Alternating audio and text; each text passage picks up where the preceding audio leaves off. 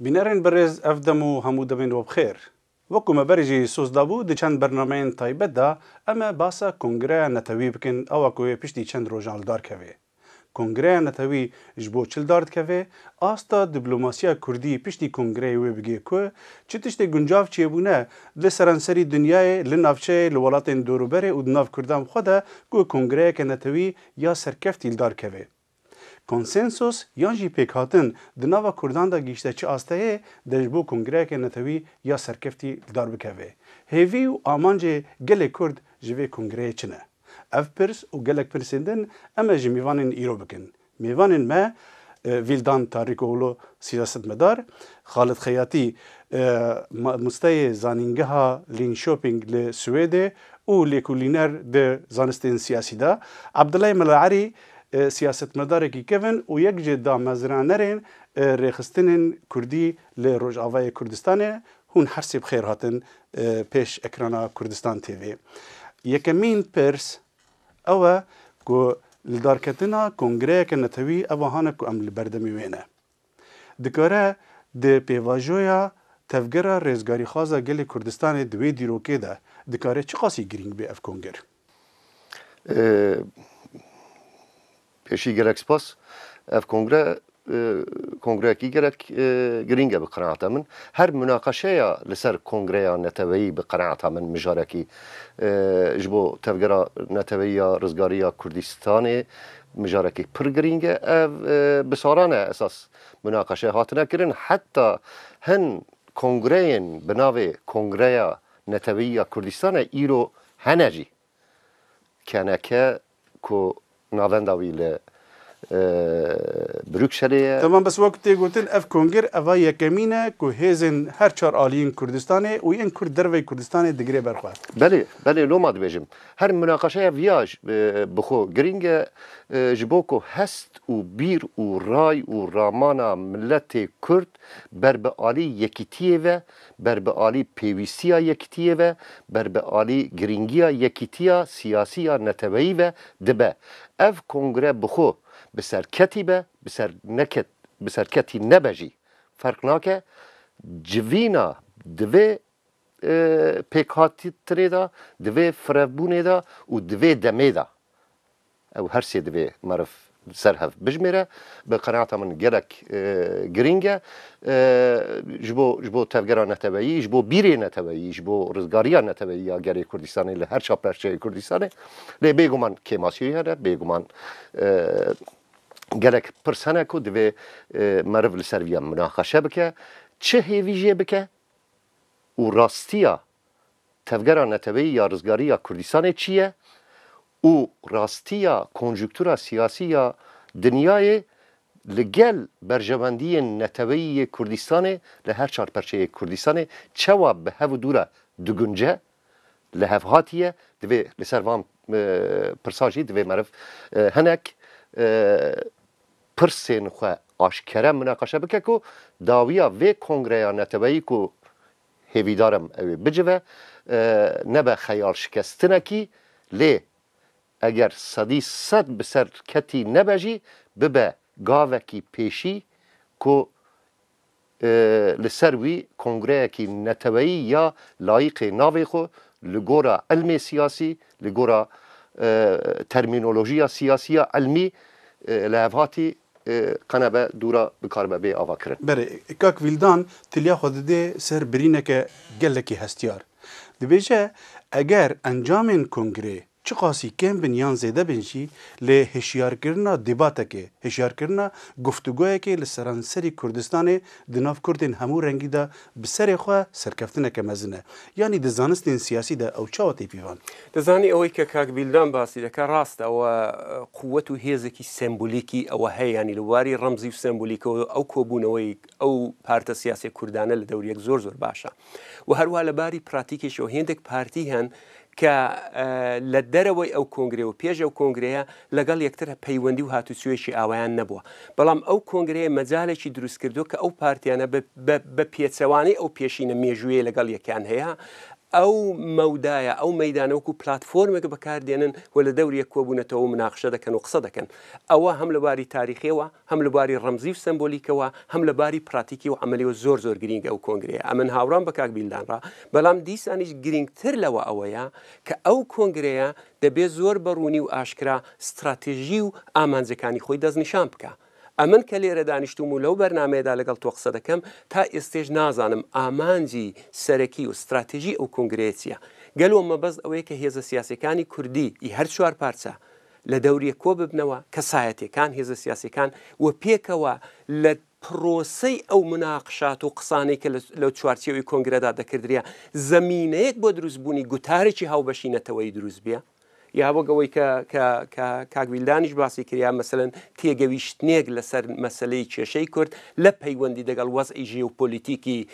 کوردستان لە چوارچەوەی ڕۆژهەڵاتی نێوەڕاستدا دروستبیە ئەو استراتێژیانە تا ئێستش بۆ ئێمە دیار نییە بۆیە لەولاوە قسە دەکردرێ چۆن استراتێژەکە ڕوون نییە هێندێک کەسی ینی ڕۆژنامەی غەیری کوردی بڵین ئەمریکای و ئوروپایوانە تەنانەت باسی ئەویان دەکرد کە کورد لە دەوریە کۆبوونەتەوە کاتیەوە هاتۆ کە وڵاتێکی کوردی دروستکەن و تەنانەت هێندێک کوردیش ئەو پەیامیان بەو شکڵە وەرگرت بەڵام ئێمە نازانین لەبەرەوەی تا ئێستاش استراتێژی سەرەکی کۆنگرەی نەتەوەی کورد ئاشکرانەوە و دیاری نەکراوە بەێ عەبدوڵای مەلاعەلی ساڵێن جوانیە خۆ و مەزنیە خۆ بەر vê pirsêda pirsa netewî da û gelek sal jî di zindanê da di ber pirsa netewî da derbas kirin. Roja îro em li ber devê kongreyekê netewî ne. Tu çawa li vê kongreyê dinêrî? Bi Kurdî. Yani pirseka gelekî dûr û dirêj e yanî di emrê min de ji pêncî û sê sal heya niha berî pêncî û sê sal heya niha xewna me û hevalên minî ku siyaseta di partî da kar dikirin xewna me bû ku kongreka netewî qiyadek de yanî qiyadek netewî çê bibe bê peyda kirin û ev fikra hana sala şêstî da me her û her me digota qiyada Kurdistana Iraq ku em Kurdê Sûriye berî Kurdê İran û Kurdistana Tirkiye em muhtacî vê qiyada hane qiyadek qewmî çê bibe û hinga Partiya Demokratîk Kurdistan li Kurdistana Iraq li İran li Tirkiye di Sûriye dibin yek navî de bû got hinga karîbana yanî eger me karîbana qiyadek Kurdistanî çê bikin baweriya min de îro nediketina va tengiyê hada yanî tu dibêjî ev kongre ku na hîro li dadkeve wê serokatiyeke netewî jê derkeve di li wê hêvî ême her û her ez bihêvî me eger yanî Kurdistana Iraq dema tiştekî dike yanî teyrê xwe bernadê illa tiştek dibin de heye kak Mesûd illa tiştek dibin de heye û baweriya me bi qiyada Kurdistana Iraq heye got inû ev iqtiraha gokirine tiştekî rast e û înşallah bi ser keve hetanî niha hetanî berî ku Herêma Kurdistanê vê statuya xwe akunha di dest da wergirê pêwendiyên Kurdan bi welatên dûrûberê û dunyayê re astekî ta redeyekê astekî xwar bû lê piştî ku Başûrê Kurdistanê bû federalî asta diplomasiya Kurdî bi welatên dunyayê û dûrûberê re kete asteke din hûn dibînin piştî kongreya netewî eger serkeftî be asta diplomasiya Kurdî têkeve qadeyeke sêyemîn ez li gel hemû hêviyên xwe de li gel hemû hestên xwe yê millî neteweyî û erênî pêşbîniyê xwe ve şikên min ji vê kongreyê hene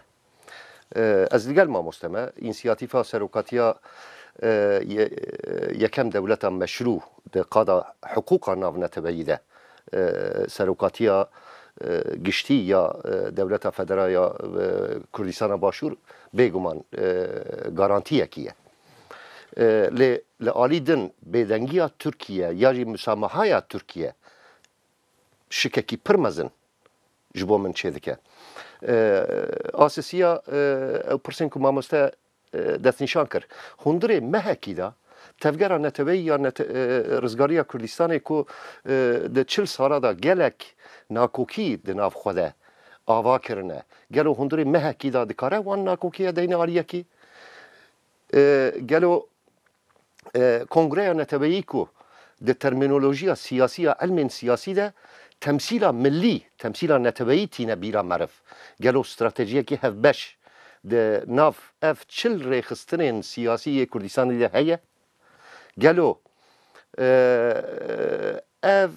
بيدنگيا دولتين داغر كر سوريا ام بيجن كو نكاره د ناف شرده لايران و تركيا قالوا چه مسئله انسان ولات باريس لسر وان برسا دوی پاری بشبه بن او شبهه نه اوکو رشبینی ام براف بکن نه لدوی ام راستیا خوب ببینن لوما بقناعتا من اف کنگره اگر بریارا دفج چک بردانا پککیره جبو مشروعیتکی سیاسی لحمو پرچه کردستان درخه بقناعتا من ده برجواندی اگری کرد دایه اویا جبو چه بیجم جبو PKK 1999 ورده استراتژی کی دن دایه پیشیا خوکو لگوره همو علم پیوان علم سیاسی و حوجداری چک شر چکداری جیرا تونیه او اف پیواژه کل ترکیه نابر عبدالله اوجران و ترکیه دا دست پیکریه یک شرطی وی اوکو دو شک بردان از پر طبیعی دبینم کو PKK و ریبریا PKK بخوازه کو به آوایی که مشروع دوجی چک برده و ویا قط وکی پروبلم که مزن نبینم لی از ندوی قناعتی دامه کو جوی کنگریا کو حاضری آوی تکرن و اوی پیک به کنگریا که نتوایی کو تمثیل سیاسی یا ایراده نتوایی یا کرده درکبه احتمال هری پوزیتیف و احتمال هری مزن اوجه به گارانتوریا سروکاتیا کردستان باشور و به معزوبانیا سروکاتیا کردستان باشور و احتمال هری پوزیتیف و هری خوشبین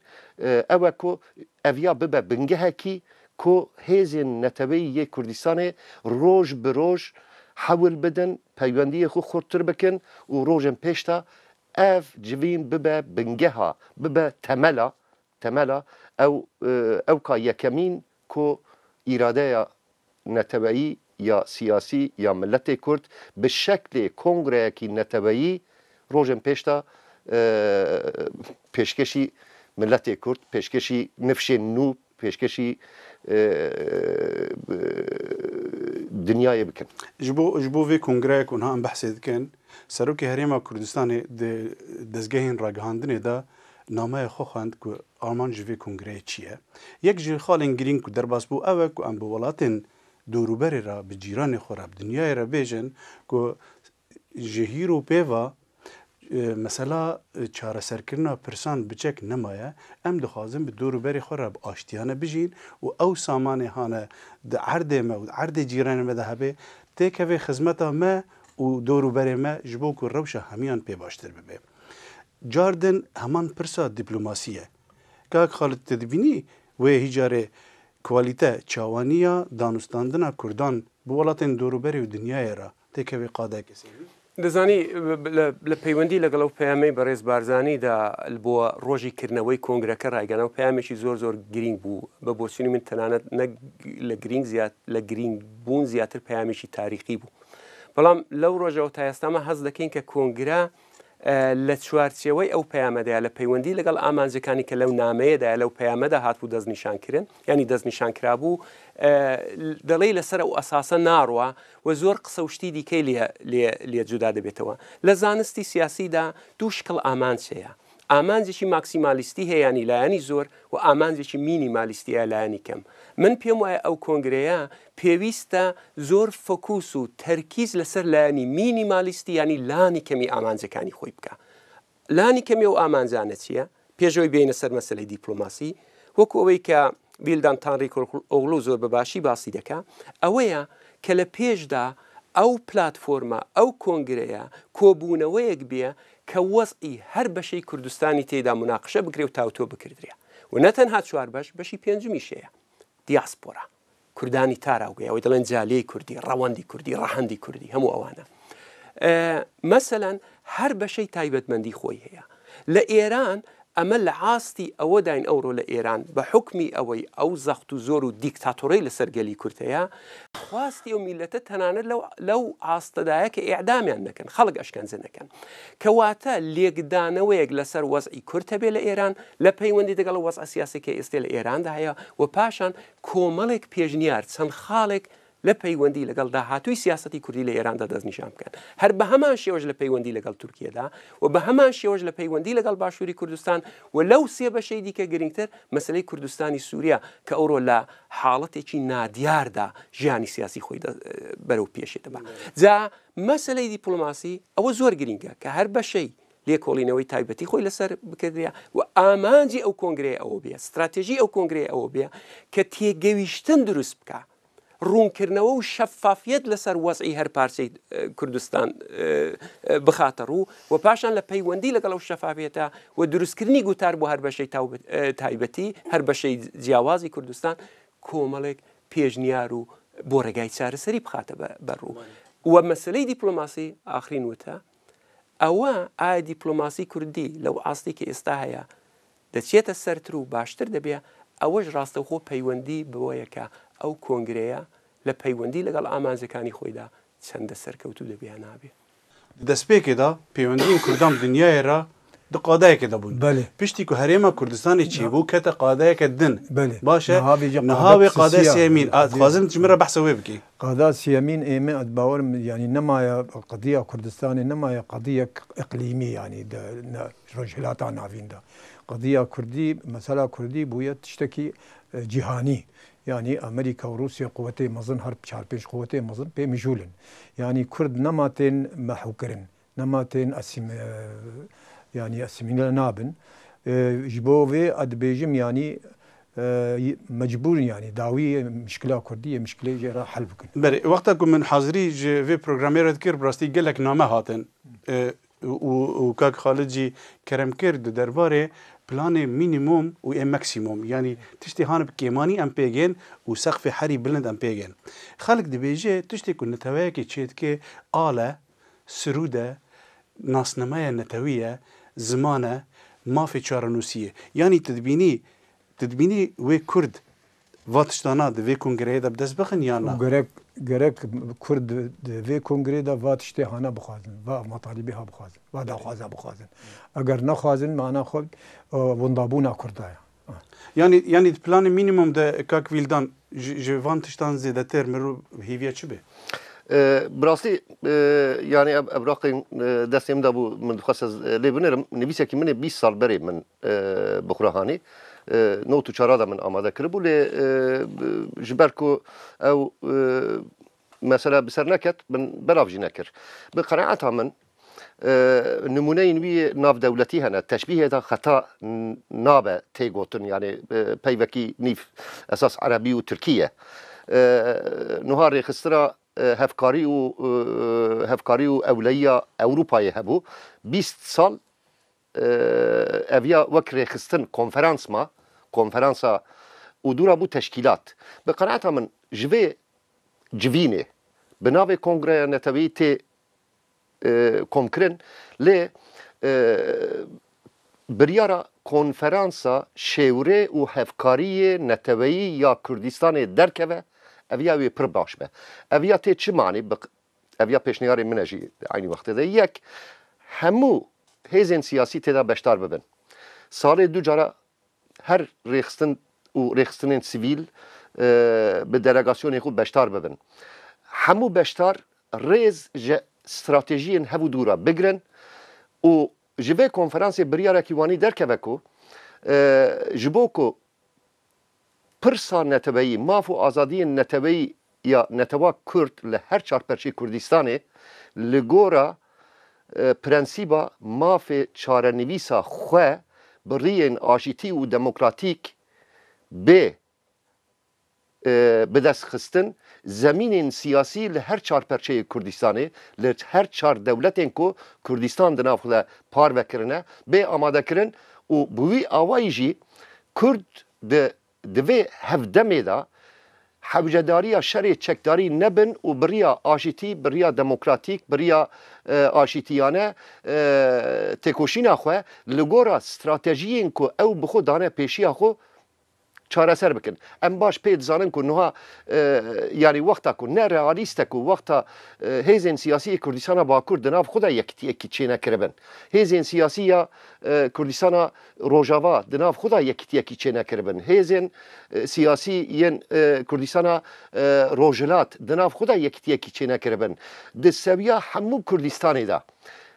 ریخستنه که از کنگرا نتبایی دی بشم ترمینولوژی سیاسی ده کنگرا نتبایی جبو همو دنیای علم سیاسی ده او کنگرا نتبایی نتوه جبو استراتژیه کی ثابت تمثیل بکه ببه اراده یا سیاسی از دوی خالیده یعنی اوکنینم لی هدفه هری کم دوی او بکو اویا ببه زمین و پیشنیارا منا کنکرت جی اوه ناوی کنفرانسا شیورداری و هفکاریا نتوایی یا کردستان به حکم وی کنفرانسی صدی ست لسر همور اخستراتونه به لی دوستانی و هفکاری پیشتر ببه ممکنه پشتی 5 ساله ام کنگره کی که لایق ناوی خویه آوا بکن نمونه ویجی از دیسا دوباره دکم یعنی او کنفرانسا که به پیمان هلسینکی هات آوا کرن اوی اوروپا کنفرانسا اولایی و هفکاریا اوروپای ده سال نوتی دا پشتی که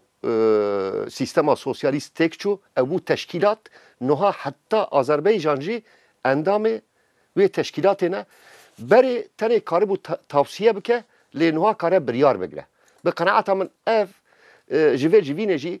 تشکیلات کی اوسا درکه کنفرانس کی اوسا درکه و پیشنیار بده هفکاری بکه به هف دورا بشورن حتی کو ام جاری روشا سیاسی و جی ام بگیجن نقطه کی کو ام کنگره کی سیاسی آبا بکن انجمنا هشمندن کردستانه جبو کو استراتژیانش کردان را دینه چه قضیه تدوینی گرینگه یک جوان خالن که گله کس هیویدارن که ببه یک جه انجامن و کنگره دەزانی ئەوە شتێکی زۆر باشە لە ئاستی تئۆریدا بەڵام دیسانیش بە هۆی دەستنیشان نەکردنی استراتێژێکی ڕوون بۆ کۆنگرەیە ئەمە نازانین ئایا ئەو کۆبوونەوەیکی ئێستا کراوە و ئەو حیزبانە هاتوون لە دەوریەک ئایا مەبەست ئەوەیەک بۆ خۆ لە سەرەتای پرۆگرامەکەدا باس کرد کۆنسانسوسێک لەسەر ینی تێگەویشتنێکی عام لەسەر مەسەلەی کورد لە بەرچاوگرتنی تایبەتمەندی هەر یەک پارچێکی کوردستان دروست بێ یا نەخێر مەبەست ئەوەیە کە ئۆرگانێکی بڕیاردان یا ڕێکخراوەیەک بۆ بڕیاردان بۆ هەموو بەشەکانی کوردستان دروست بێ یا نەخێر دیسانی ژۆگەوەی کە کاکویلدان باسی دەکا ڕێکخراوەیەک بۆ ڕاوێژکاری و شەورمەندی دروست بێ و ڕۆیشۆن نیشان بدە بۆ پارتە سیاسەکانی کوردستان ئەمە جارێوانە نازانین بەڵام چونکە جارێەوە نازانین من پێم وایە دیسانیش دووپاتی دەکەمەوە کە لایانی مینیمۆمی ئامانجەکە زۆر باشە ئەمە لە ئێستێەوە ئەو کۆبوونەوەکو کۆنفرانسێک بۆ لێکتێگەیشتن بەکاربیێنین و دواتر ئەو کۆنفرانسە دەتوانێت کۆمەڵک بریار بدا لەسەر هێندێک هێڵی سەرەکی مەسەلەن کورد لەگەڵ یەکتر شەڕ نەکەن لەگەڵ یەکتر دیالۆگ بکەن لەگەڵ یەکتر لێک تێ بکەن ئەو مدێلە جوور بە جوورە سیاسیانەی کە هیانێ لێکتری نزیککەنەوە دواتر بە تایبەتی لەسەر بەشەکان کە دەی ڕاوەستە دەکەی ئێستی ئەوڕۆ لە مەسلەی کوردستانی ڕۆژاوە مەسلەیەکی زۆر سەرەکیە و خەڵک بە لێشا و خەریکن ئەو بەشە بەجێ دێڵن کێشەیەکی گەورەی دموگرافی هەیە لەوێ مەسلەی سیاسی هەیە پەیەدە حیزبێکی زۆر جددی و مهمە لەوێ بەڵام ئایا بەتەنێ دەتوانێت ئیداری ئەو وەزع بکە یا دەبێت سیستمێکی گشتگیر و پلورال دروستکەی کە هەموو پارتە سیاسەکان و کەسایەتیە سیاسەکانی دیکەش لە پرۆسە سیاسەکەدا بەشدار بن بۆی کە مەسلەکە بە ئامانج بگەین و لانی کەم زەرەر و زیانی ئەو پرۆسەیە کەمترکەنەوە ئازارەکانی ئەوانە زۆر گرنگە کە من مناقشیان لەسەر بکەین و زۆر بەجددیش وەرکشاپی تایبەتی و عیلمیان بۆ دابنین کە بە بێلایەنە ئانالیز بکرێن مامۆستا بە کورتی کاک خالد بەحسا شەرێ براکوژی کرد تدی gelek beşên Kurdistanê de tecrüba şerê birakujî re derbasbûn û birînê wê jî hêjî rehet nebûne lê roj ava niha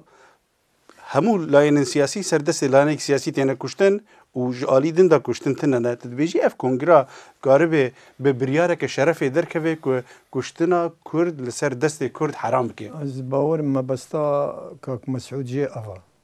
کو قارب د کردستان سوری دبار قارب آرامیه که پیدا بکه جبر کو دما بری سالك يا من كردستاني بون دس بيك كونغري كردا کو شي بول ويدري دي ست خستن کو انه ولا اداره كردي شي ببيد هندروي كردستان سوري دا نا اداره عسكري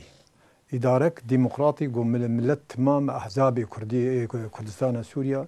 درياجه انيك نشتماني دا بغهن عبدو واداره خو بكن از باور ما بستا بارتيا ديمقراطي كردستان سرك مسعود افا يعني نم ما بستاوي نا يعني غايتاوي نا او كو بي شرب كده هندروي كردستان سوريا دا وقاربي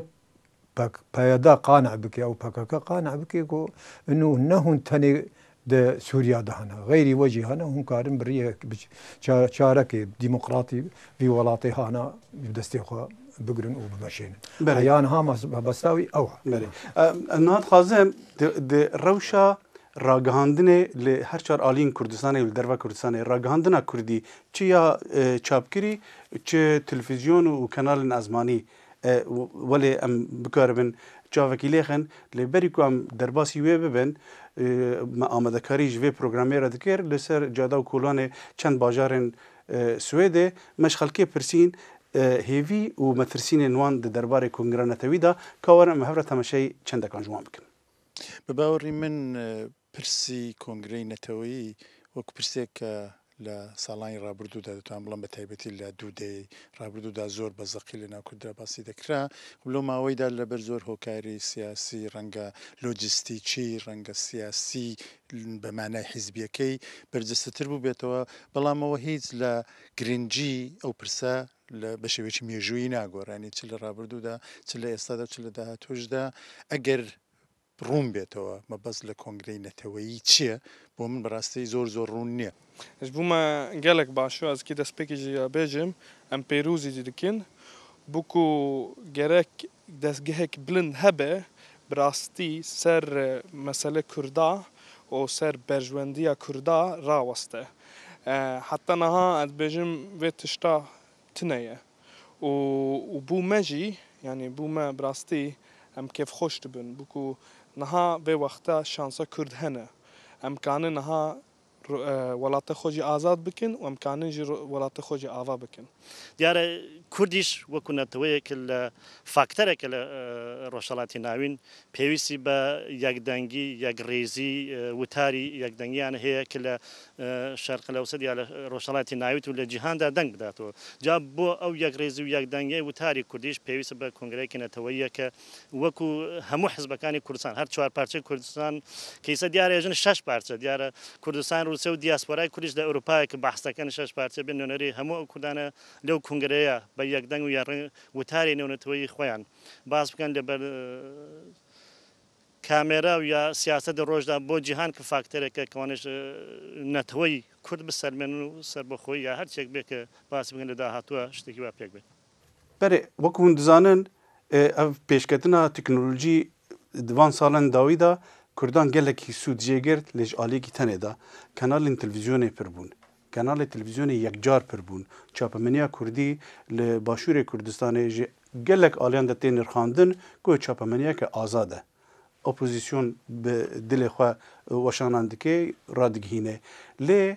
çawaniya ragihandinê hê negîştî asteyeke ku mirov nav lê bike ragihandineke pîşeyî yeke profs tevî ku bi sedan kanalê Kurdî hene lê yan ser bilayînê siyasî ne yan ser hezbekê ve ne yan ser yanî hetan ha wekû pispor dibêjin ragihandineke netewî yan jî stratîjiya ragihandineke netewî nav Kurdan da tune ne hûn dibêjin wê bi rengekî cidî ev kongir li ser vê pirsê rawestê û bi biryar nederkeve هێویەکی جۆشێکی gelek mezin heye bi qenaata min ew ku di warê çapemeniye da Kurd û çapemeniya Kurdistanê têra xwe bi piralî prosesa Kongreya Neteweyî baş di nav civat te ندانه مناقشه كرن تشتين كو هنا زيادتر سبونتانن يعني خلق وقت رخناي الكونغري دغري بيجن اف تشيروكا راغاندنه و راي گشتي سر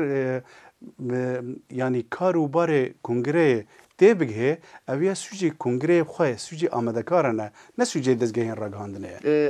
پارا راستی تدهايه يعني مخواست ل آریه کی راستیه جی اوه دوی چاپمنی بخو هر جوان بپرسه بیجه گلو هون آماده کارن اون دو بیجن که و 7 کمیسیون آوا کریه ناوی وان کمیسیونا چیه؟ اندام این وان کمیسیونا کینه اف کمیسیون حتی نوها جوی روژا که هاتن آوا کرن حتی اینو یرو چه برهم دانه كاك خالد خياطي استراتيجية نتوي جبورة جهاندني دەزانی کۆنگرەیە کۆمیسیۆنێکی تایبەتیە کۆمیتەیەکی تایبەتە لێژنەیەکی تایبەتی سەبارەت بە ڕاگەیان و چاپەمەنی و ئەوە هەیە و ئەوانیش راپۆرتی خوان و بزانم دوی نیا پێرێ بۆ ئامادە کردو و تەسلیمی بەڕێوەبەرای کۆمیتەی ئامادەکاری ڕۆژی ئەخیر 15 مانگ بوو بەڵێ ئەویان ئامادە کردووە ئەمن بەڕاستی نازام ئەو کەسانی کە لە ئەندامن لەو لێژنەیەدا بۆ خۆیان چەندە شارەزایان لە بواری میدیا هەیە بێگومان شارەزایان هەیە و دەکرێت و راپۆرتە شتێکی باش بێ بەڵام میدیا زۆر گرینگە ئەگەر میدیا چالاکتر بواە لەو بوارەدا ینی زیادەتر لەوە هەیە من گلەی تەواو ناکەم میدیا کاری خۆی کردو بەڵام دەیتوانی چالاکتر بێ و لە ڕاستیدا بە ڕەخنەگەرانەتر هەر لە ڕۆژی یەکەمەوە هەڵوێستی هەبێ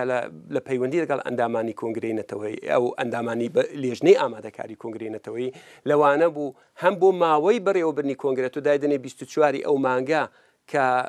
چەند ڕۆژی ماوە کەمتر لە 10 ڕۆژی ماوە ئەوە شتێکی زۆر لە جێی خۆی دانێ ناکرێت کۆنگرەیەکی نەتەوەی بەو حەزمە لەو ماوە کەمەدا بەنیقاشێکی زۆر کەم ئەتۆبێنی ئامادە بکەی و بیبەستی و بۆی هێندێک کێشەی پراتیکی دیکە دەرکەوتووە بۆ نمونە لێژنەیەکی تایبەت سەبارەت بە کۆچبەری و دیاسپۆرا کە یەک لە بە بۆچوونی اون بەشی پێنجمی پارچەی پێنجمی کوردستانە زیاتر لە ملیۆن ئینسانی کورد لە دیاسپۆرا دەژین و دیاسپۆرا خاوەن بەرهەمێکی بەڕاستی حاشا هەڵنەگرە لە پەیوەندی لەگەڵ بزوتنەوەی سیاسی نەتەوایەتی کووردا لێرە مەسلەی دموکراسی بەرهەماتوتەوە کێشەی ژنانە لێرە لە دیاسپۆرادا کۆمەلگای نەتەوەی و ڕێکخراوی ببوورە کۆمەلگای مەدەنی و ڕێکخراوی مەدەنی بۆ دروست بووە تەنانەت تەرمینۆلۆژی و دەستەواژەی سیاسی کوردیش لە دیاسپۆرادا بەرهەم دێتەوە لەو سوێدەی کەمە لێی دانیشتوین و ئێستا لێرە و بەرنمەیە بەڕێوە دەبین 7 نوێنەری کورد لە پارلەمان دانیشتووە بە دەیان کەسی ئاکادمیک و شارەزای کێشەی جوور بە جووری هەیە مەسلەی خۆی هەیە بەڵام زۆرم ئەمن پێسەیرەکە ئەلبەتەن بۆ خۆشم مەقالەم نووسیوە لە سایتەکان بڵاو بۆتەوە ئەو ڕەخنەیە لە لای خەڵکی دیکە زۆر هاتووە چۆنە کۆنگرەی نەتەوەی کە بۆ خۆشیان ئەندامانی کۆمیتەی ئامادەکار کە دەتوانم ینی بە دڵنیایە و بڵێن بەشەکان هەرژ لە دیاسپۆرا دەژین و پاسپۆرتی وڵاتی ڕۆژاوایان لە جیفاندەیە چۆن بۆ ئەویان لەبیر نەبوو کۆمیسیۆنێکی یا لێژنەیەکی تایبەتیان بە کۆچبەری و دیاسپۆرای کورد یەک لە سیاسی ترین دیاسپۆرەکانی جیهانە و لە هەمان کاتیشدا یەک لە گرنگترین دیاسپۆرا مامۆستا عەبدەڵڵا ئەگەر دەربارەی ڕەگەاندنێدا تشتێکی لێ زێدەناکی پرسەکردن هاتی بیرا من ji ber tu bixwe mihilmî di nav mihilmên xwe de gelek kes hene him xizmê hevdine him jî beşek ji wan dibên em Kurdin beşek dibêjin em Erebin heman peyam di nav Kurdên Yezîdî de heye di nav Kurdê Şebek de heye di nav Kurdê Zaza de heye di nav Kurdê Feylî de di nav Kurdê Lor de Kongreya Netewî yan jî stratîjiya Kurdana Netewî ji bo van Kurdên hane ku hestê xwe yê netewî hinekî ji dest dane Kurd kan ji wan re çi bikin من باوەریان مدە ینی ئەو نەتەوەی دناو ئەوەی گۆ خودبینێ نەکورد ماگەلوت کوردستانێدا نە یاننا یان ئەو دخوازن پارچەیەک ئەو تێدەت کوردستان بێ یان عەرەبستان بێ یان ترکستان بێ یان ئیرانستان بێ ئێمت باوەریان مدە مەحەلمی و ئەو نەتەوەی گۆ دبێژین ئەم نەتەوەنەوە هیچ دیژی نەتەوە کورد ئەو دناو کوردستانی بمین کوردستانی خەباتەوە کوردستانیە gelek cara meselen ji min re digotin tu mihilmî tu ne Kurdî baş az ne Kurd ma ez ne Kurdistanî me di hundirûyê Kurdistanê de me belê tu Kurdistanî madam ez Kurdistanî me ez jî Kurdistanê re bixebtim û ev e baweriya min yanî kak Vîldan Kurd yan jî stratîjiya Kurdan netewî dikarê ji van însanan re çi bike bi qenaata min eviya netîceya siyaseta hov ya kolonyalizme ye ku به گلک عالیه و هم تاثیرابی آسیمیلاسیونه هم زورداری و گلک آواین دن به برجبندی جدا گلک هنه نبوی بوچنیرنا جبر گلک کرد هنه ایکل دروی کردستان دجین و کردین خراسانه کردین کافکازیه کردین استانبول کون کردین آناتولیا ناوین کردین لبنان کردین مصر همه خو کرد بینن و به همان شواجی به هستکی بلند حول دادن که پیوندی وام کردستان رهبه راسته لور فاکتور کی پر اساسی هيا د علم سوسیولوژی دا ته بحث کردن کو به اثبات جی مهاجری کنسرواتیوه انسان کو مهاجر بونه او زیادتر ل کوکا خو ودگرن ل انسان کو د ارد خدا دجین و نب آزادی دجین دکارن لجر گلک تاثیر جدا مثلا جبو کردین زازا از دکارم پر برحتی بیجم کو یعنی قاسه کو د دزگاه بلند یا زمان ترکی ده لسیواسی و لانقره لسر کو زازاکی نه کرمانجیه نه کردیه نه کرمانجی نه کردیه لیکولین هاتنه کرن بلکه او قاس لیکولین لسر ترکی نه هاتنه کرن و به وی شیوی او دینه علویتیه تشتندن تاثیری لدکه بر پرسیاری تبگرا نتبه یا کردستان اوکو دوی باوریا نتبعی به اصرار و بیکو وان جدا قبول بکه بیکو مافی وان جدا بونه جی انکار بکه دوی پیوندی خوبوانا برای وبه کاک ویلدان دو بیجی وقت چاوه که مرو تکست که دخوینه تشتی هانه گرینگ مرو خطا که دفن را دکشینه تجي بوي باوري ما في فان كزي كم بناف كرن دبي خطك بن راورك شان زني هر لبيوندي لك لو خصانه دا نتوا هر نتوا بي كرد بي هر كسي دي كبيا اشتكي جوهري وامادني لباكتك دا داندرا بي تو دري هني بلو نتوا كردا نتوا لبروسيشي ديروكي تاريخي سياسي كوملايتي كولتوري دا روج بروج دروز دبيا سمبولكاني خوي دروز دكا موداي بيوندي و دورخستنەوەش دروست دەکات ئەگەر بۆش یەک شەرتەیە ئەگەر تۆ نەتەوەیەکی بەرفراوانت هەبێ کە ئینکلوزیڤ بێ ینی زیاتر بۆ لای خۆی ڕابشێشیە بنگەیەکی دموکراتیکی دەوێ بنگەیەکی دەوێت کە کۆمەلگای مەدەنی و جواکی مەدەنی تێدا بەهێز بێ و ئەو خوێندنەوە تئۆریکیە کە لە ئەساسدا دەبێتە ڕێک بۆ پراتیکی سیاسی دەبێتەوە قبولیکەی کە کوردستان کۆمەلگایەکی پلورالە ینی فرەلایەنە کوردستان لە بواری ئاینیەوە ئاینی جۆربەجۆری هەیە لە بواری زمان و زاراوە زمان و زاراوەی جۆربەجۆری هەیە و لە بواری کۆمەڵایەتیشەوە چین و توێژی جۆربەجۆری هەیە و لە بواری سیاسە و پارتی و ڕێکخراوی جۆربەجۆری هەیە مودێلی دموکراتیک گارانتی گەشەکردنی نەتەوەیە و زیاتر کێشانی ئەو خەڵکانەی بۆ لای خۆی حتاکو ئەوەی لیان دوور بکەوێتەوە ئەگەر گەلی کورد مودێلێکی بووە کوردە فەیلەکانی خۆی هەبێ کوردە فەیلەکانی خۆی لە زیاتی ئەوی لەگەڵ استراتێژێکی هاوبەشیان لەگەڵ شیعەکانی مرکزی عێراق بێ دەتوانن هەمان کات کە ئەوەیان هەیە چون پێویستیان پێیە ژیانیان لەوەیە دەتوانن پرۆژێکی هاوبەشیان لەگەڵ حکوومەتی هەرێم هەبێ و بە هەمان پەیوەندی لەگەڵ هەموو ئەو پێکاتە ئێتنیکی زمانی کولتوری کۆمەڵایەتیانی کە لە بەشی جۆربەجۆری کوردستان و دەرەوەی کوردستان تلگەل هەمان باوەری باوەزەردەشت بله گەر باوەریە کاکە خالد سپاس جه میوانن هجارا عبدالله ملعلی خالد خیاطی و ویلدان تانری گوغلو که هم بشداری پروگرام مبون سپاس جه تیما کردستان تیوی را که هیچ که اف پروگرام تی که ویجیانه و سپاس جوه بینرین کردستان تیوی که هن حتان حال پیش اکران ممان و حتی برنامه کدن هر شاد و بختور بن